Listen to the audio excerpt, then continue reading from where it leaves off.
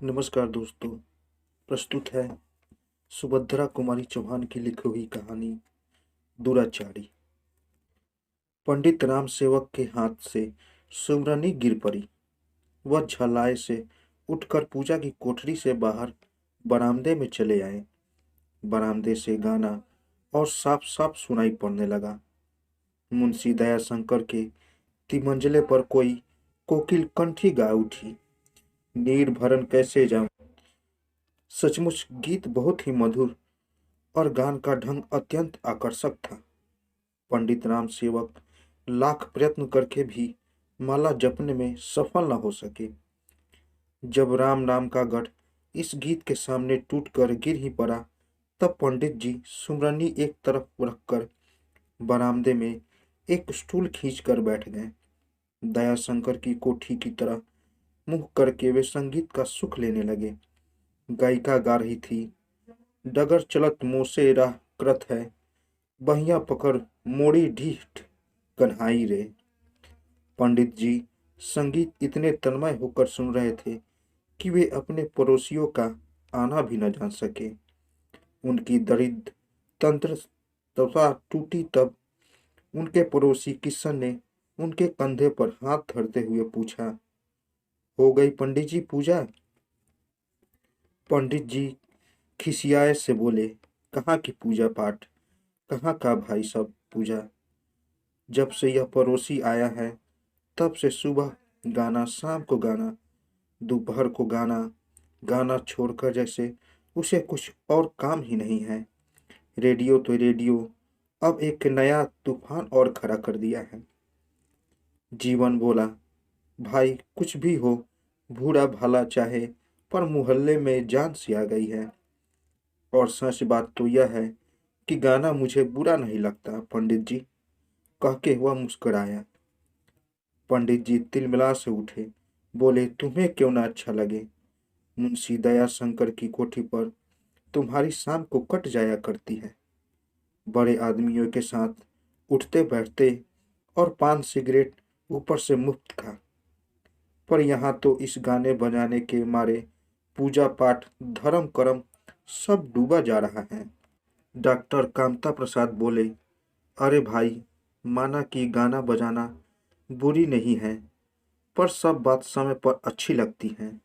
हर घड़ी के गाने बजाने से तो भाई मोहल्ला सचमुच बर्बाद हुआ जा रहा है और बच्चे बिगड़े जा रहे हैं। किशन बोला, किसके बच्चे बिगड़े जा रहे हैं डॉक्टर साहब? कोई उदाहरण की तरह ही बताए ना। डॉक्टर साहब खींच उठे, बोले, लो अब तुम्हें मुझे करास एग्जामिन करने लगे। यह तो आज तिमंजले पर एक वेश्या बुलवाकर गवा रहा है, तो क्या बच्चे देखते नहीं और उन पर इसका बुरा असर नहीं पड़ता? पंडित जी जोर से बोले, पड़ता क्यों नहीं, जरूर बुरा असर पड़ता है। सच कहता हूँ, मेरा बस चले तो ऐसे दुराचारी को गोली से उड़ा दूं। डॉक्टर साहब बोले, मेरे भी मन में यही आता है, पर क्या करूं। अरे भाई, रुपया पैसा है तो जमीन जायदाद खरीद लो, मंदिर बनवा दो, धर्मशाला बनवा दो, कुछ धर्म के नाम पर खर्च करो। यह क्या है कि सारा पैसा बस नाच गाने में फूंक दिया जाए। फिर स्वर को धीमा करके बोले, और भाई, शाम को 8 बजे के बाद तो वह सदा शराब के नशे में रहता है। ऐसा दुराचारी तो कहीं देखा नहीं। उसकी तो छाया भी छूना पाप है।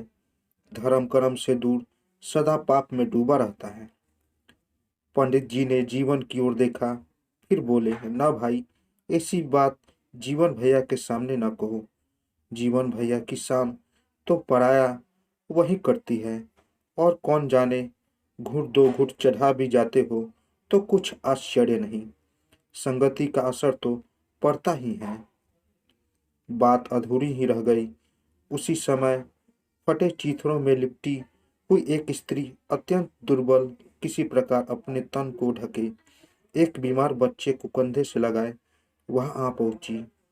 बच्चे को वही सुलाकर दोनों हाथ जोड़कर धरती पर माथा टेक कर बोली, पंडित जी, गोड़ लग रही पड़ी, ताला खुलवाइए देव। पेटवाउन दिकियान है, या परदेश में हम कहाँ जाई। काल पढ़े तक कोठरिया के केरवा जरूर दे देव, आज के तू नहीं पाए। पंडित पैरों पर पड़ती हूँ, ताला खुलवा दीजिए। लड़का बहुत ज्यादा बीमार है, परदेश में कहाँ जाऊँ। कल परसों तक किराया जरूर दे दूंगी, आज कहीं नहीं मिला। पंडित जी उसे झिझकते हुए बोले, जब तक किराया नहीं लगेगी तब तक नहीं खुलेगा। आजकल करते करते 15 दिन तो हो गए, जा निकल, नहीं तो ठोकर मार कर निकलवा दूंगा। स्त्री फिर गिड़गिड़ाई, बेटवा जराए के मर जाई मालिक, अब ओढ़े बिछौने के बितरे बंद हो जाई, दया करी मालिक। जानो आपे के जियाए जियत लाग हम, अर्थात लड़का ठंड के मारे मर जाएगा मालिक। ओढ़ने बिछाने का कपड़ा सब भीतर बंद है, जैसे आपके ही लियोन से जीते हैं, दया करे मालिक। पंडित जी ने उसे एक ओर की खिड़की दे दी, बोले जा अभी निकल जा, तेरा और तेरे बच्चे का मैंने ठेका नहीं लिया है। मरे चाहे जिए, जब तक किराया नहीं लाती कंपाउंड के भीतर पैर मत रखना। स्त्री रोती हुई अपने बीमार बच्चे को उठाकर बाहर चली गई। न जाने क्या सोचकर जीवन भी उसी स्त्री के पीछे उठकर चला गया। शायद एक गरीबी के प्रति इतनी कठोरता उससे सही न गई हो। जीवन के जाते ही पंडित जी किशन और डॉक्टर साहब की तरह मुखातिब होकर बोले, बदमाश है साली, जब तक इसके साथ इस तरह पेश न आओ किराया देते ही नहीं। यह नहीं कि उनके पास है नहीं, पर देने की नीयत नहीं है। रोज चाय पीती है, दूध शक्कर के लिए पैसे आ जाते हैं, पर किराए के लिए सदा यही रोना रहता है। किशन के अंदर जैसे कुछ दुख सा रहा था, वह कुछ बोला नहीं। डॉक्टर साहब, हाँ, रीवा वाले बदमाशीन होते हैं, कहकर चुप रह गए। वे भी मकान मालिक थे, किराया वसूली में उन्हें भी अड़चन आती थी, और पराया यही हो के रहता था। जब मजदूर अपना ताला बंद करके मजदूरी करने जाते, तब उन गरीब मजदूरों के कमजोर तालों पर इन मकान मालिकों के मजबूत ताले पड़ जाते, और जब तक वह मजदूर फिर वही स्त्री हो चाहे पुरुष किराए की रकम न ले देते, मकान मालिक का ताला नहीं खुलता। फिर वह रकम चाहे वह चोरी करके लावे, चाहे अपने को बेचकर, यदि किसी प्रकार भी किराए की रकम नहीं जुटा पाता था, तो चाहे बरसात हो चाहे सर्दी, उस गरीब को आसमान की छाया के नीचे ही रहना पड़ता था। किशन और डॉक्टर साहब उठकर जाने को ही थे कि एक और दुबला पुतला बूढ़ा व्यक्ति तिलक लगाए लाठी के सहारे आकर खड़ा हो गया। डॉक्टर साहब और किशन के सामने कहने में कुछ संकोच का अनुभव करते हुए भी न जाने क्या सोचकर बोला, मालिक, आज बड़ी आफत में पड़ गया हूँ। 10 रुपए की बहुत ज़रूरत है। बहू को बाल बच्चा हुआ था, बुखार आ गया था, अब हवा लग गई है, तो वह अरबरा बकती है, बहुत गाफिल है। मेम आई थी देखने, 10 रुपए की दवा लिख गई, आज काम का चला दो मालिक, आपका ही भरोसा है। पंडित जी ने बूढ़े की ओर घूर कर देखा, बोले, कोई जेवर लाए हो तीनों पंडित, या वैसे ही रुपया लेने आ गए हो? अभी तो पहले के रुपए ही पड़े हैं, एक ढेला ब्याज तक नहीं मिला। दीनू सिटपिटा सा गया, बोला, जेवर एवर हम गरीबों पे के पास कहाँ है मालिक। आप सहारा न देते तो वह मर जाएगी, आप ही उसे जिलाइए, जिंदगी भर आपकी गुलामी करूंगा मालिक। पंडित जी झिझकते हुए बोले, जेवर नहीं था तो फिर क्यों हाथ झुलाते हुए चले आए। जाओ, रास्ता नापो, और यह सुन लो, पिछला रुपया मैं ब्याज के साथ 7 दिन के अंदर नहीं चुका दिया तो अदालत के जरिए वसूल करूंगा, समझे। बूढ़ा दीनू हताश होकर चला। पंडित जी खींच कर बोले, सुबह से शाम तक यह साले रुपया ही मांगने आते हैं, लौटते ही वक्त जान पर आती है। किशन और डॉक्टर साहब नमस्ते करके चले गए। उनके मन में क्या था कौन जाने। इस घटना के कई दिन बाद पंडित जी खेत पर जा रहे थे। रास्ते में मिल गए और जीवन और किशन। पंडित जी ने पूछा, कहीं गए थे क्या जीवन भैया? दिखे नहीं इधर कई दिनों से। किशन, तुम भी नहीं आए। रामायण भागवत रोज शाम को हुआ करती है, तुम लोगों के बिना सूना सूना लगता है भाई। आ जाया करो। धर्म की वार्ता से इतनी दूर क्यों रहते हो? असर पड़ने लगा है क्या पड़ोसी का? किशन चुप रहा। जीवन बोल उठा, पंडित जी, रामायण भागवत और पूजा पाठ से फायदा ही क्या अगर हम आदमी को आदमी न समझ सके। मैं तो रामायण भागवत का पाठ करता नहीं, पर आदमी को आदमी समझता हूँ।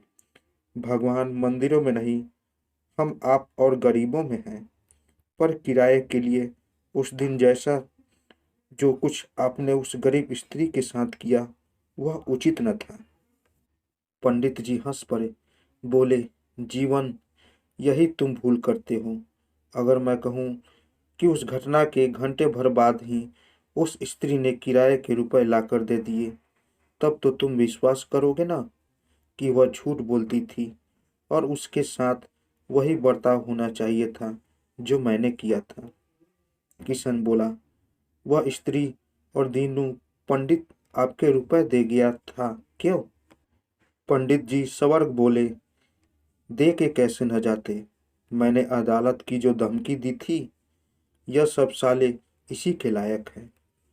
जीवन बोला, पर पंडित जी, इन दोनों आफत के मारे गरीबों को उसी दुराचारी दया शंकर से ही मैंने रुपए दिलवाए थे, और तब कहीं वह कष्ट से छुटकारा पा सके। नहीं तो अब तक धनियों के बच्चे का और दीनों की बहू का न जाने क्या हाल हुआ होता। शायद दीनू तो अदालत के चक्कर काटता होता और धन्नो बच्चे को दफना चुकी होती, परंतु एक दुराचारी ने उन्हें उबार लिया। मेरी राय में तो आप सरीखे सदाचारियों से यह दुराचारी कहीं अच्छा। तो दोस्तों, कैसी लगी आपको कहानी? अगर आप लोगों को कहानी अच्छी लगी हो तो मेरे चैनल को ज़रूर सब्सक्राइब करें, ताकि ऐसी ही कहानी आपको हमेशा मिलती रहे। तो दोस्तों, मिलते हैं एक नई कहानी के साथ एक नए वीडियो में। तब तक के लिए नमस्कार।